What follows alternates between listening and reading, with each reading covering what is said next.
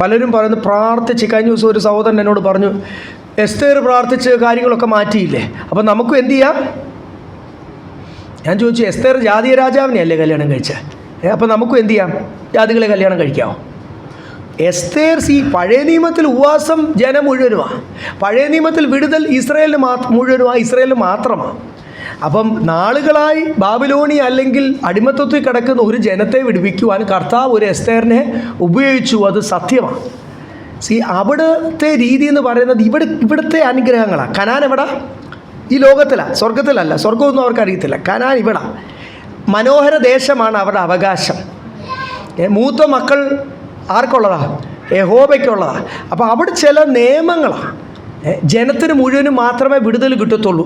ഒരാൾക്കല്ല അവിടെ വിടുതൽ. ആർക്കാണ്? ഇസ്രായേലിന് വിടുതൽ കിട്ടിയില്ലെങ്കിൽ ഇസ്രായേൽ മുഴുവൻ അടിമകളാണ്. ഒരാൾ വിശ്വസ്തമായ ഒരു ദാനിയേൽ ഉണ്ടായിരുന്നു ആ കാലത്ത്. ശത്രുക്കും മേശകും അബേദ്നെഗോഗും ഉണ്ടായിട്ട് കാര്യമില്ല.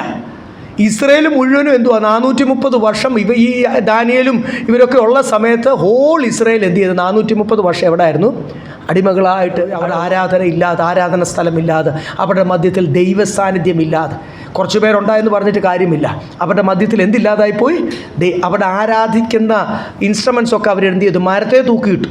അവർ ആരാധനയില്ലാതായിപ്പോയി. അപ്പോൾ അവിടെ ഇസ്രായേലിന് മുഴുവനും ആ വിടുതൽ. അപ്പോൾ പഴയ നിയമത്തിൻ്റെ പ്രാർത്ഥനയുടെ വ്യവസ്ഥ വേറെ. അവർക്ക് പ്രാർത്ഥിക്കാൻ അവകാശമില്ല വിശ്വാസികൾക്ക്. പഴയ നിയമത്തിൽ ഉപവാസം എന്ന് പറഞ്ഞു കഴിഞ്ഞാൽ ഇങ്ങനെയുള്ള ഓരോ കാര്യത്തിനാണ്. സ്തോത്രം. അതാണോ പുതിയ നിയമത്തിൽ ആദ്യം കർത്താവ് പഠിപ്പിച്ചപ്പോൾ പുതിയ നിയമത്തിലെ ഉപവാസം എന്തുവാ? പഴയ നിയമത്തിൽ അവർ പ്രൊക്ലെയിം ചെയ്യും. ദേ പ്രൊക്ലെയിം ദെയർ ഫാസ്റ്റ്. ആബീബ് മാസം 14-ാം തീയതി തൊട്ട് എന്ന് പറഞ്ഞിട്ട് അങ്ങ് പ്രഖ്യാപിക്കുക. ഇസ്രായേൽ മുഴുവൻ ഇരുന്നോണ്ട് ഉപവാസം, റംസാൻ പോലെ.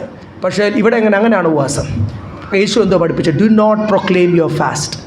അപ്പോൾ പ്രാർത്ഥനയ്ക്ക് പ്രമാണം വേറെയാണ്, ഉപവാസത്തിന് പ്രമാണം വേറെയാണ്. പഴയ നിയമത്തിലെ പ്രമാണവും പുതിയ നിയമത്തിലെ പ്രമാണവും തമ്മിൽ പോലും തിരിച്ചറിയാത്ത ദൈവദാസന്മാരും ദൈവമക്കളും ഒരു കാലഘട്ടത്തിലാണ് നമ്മളായിരിക്കുന്നത്. പഴയ നിയമം വേണ്ട എന്നല്ല ദൈവമക്കളെ പറയുന്നത്, തെറ്റിപ്പോകല്ലേ.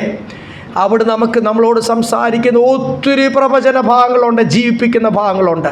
സ്തോത്രം. പക്ഷേ പഴയ നിയമം നിഴലായിട്ട് മനസ്സിലാകാനും പുതിയ നിയമം പൊരുളായിട്ട് മനസ്സിലാകാനും ഉള്ള അഭിഷേകം നമ്മുടെ ടീച്ചർ പരിശുദ്ധാത്മാവ് ഈ കാര്യങ്ങളൊക്കെ വ്യക്തമായി തരും. ഇത് ചേർന്ന് പഠിച്ചു കഴിഞ്ഞാൽ നമ്മുടെ ജീവൻ പ്രാപിക്കുവാനിടയായി.